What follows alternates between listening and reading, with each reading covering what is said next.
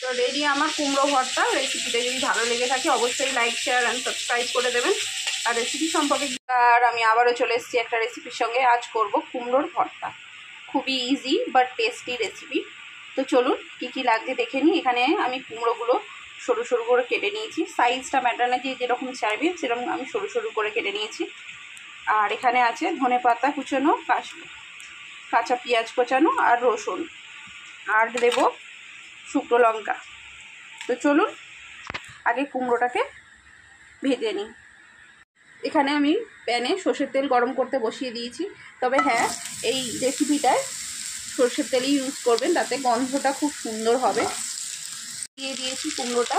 এর মধ্যে একটুখানি সামান্য হলুদ দিয়ে দেবো। হলুদটা দিলে কী হবে, রঙটা খুব সুন্দর হবে ভর্তার। আর দিয়ে দেবো অল্প পরিমাণে নুন। দিয়ে এটাকে খুব ভালো করে ভেজে দেবো। এটা সিদ্ধ করেও করা যায়, কিন্তু আমার মনে হয় ভাজা করে করলেও বেশি টেস্ট হয়, তাই আমি ভেজে করছি।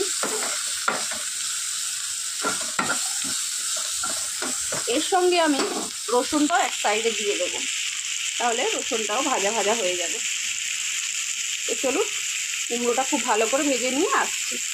রসুন আমি খুব ভালো করে ভেজে নিয়েছি। তো চলুন এটা নামিয়ে নিয়ে আসছি। কুমড়ো রসুন ভেজে নামিয়ে নিয়েছি, সঙ্গে আমি লঙ্কাটাও ভেজে নিয়েছি। এখন প্রচণ্ড গরম, একটুখানি ঠান্ডা হোক তারপরে আসছি। তো চলুন, ঠান্ডা হয়ে গিয়েছে অনেকটাই, খুব ঠান্ডা হয়নি আবার। এই সময় আমি অল্প একটু নুন নিয়ে নিয়েছি, কারণ কুমড়োটা ভাজার সময় আমি নুন দিয়েছিলাম, তাই জন্য বেশি নুন দিইনি। তো চলুন এটা এবার খুব ভালো করে মেখে নিই। প্রথমে লঙ্কাটা নুন দিয়ে একটু ভালো করে মেখে নেব, কারণ লঙ্কায় একটু নুন দিয়ে মাখলে লঙ্কাটা ভালো গুঁড়ো হয়। আর লঙ্কা মাখা হয়ে গেছে, এবার রসুনগুলোও মেখে নেব।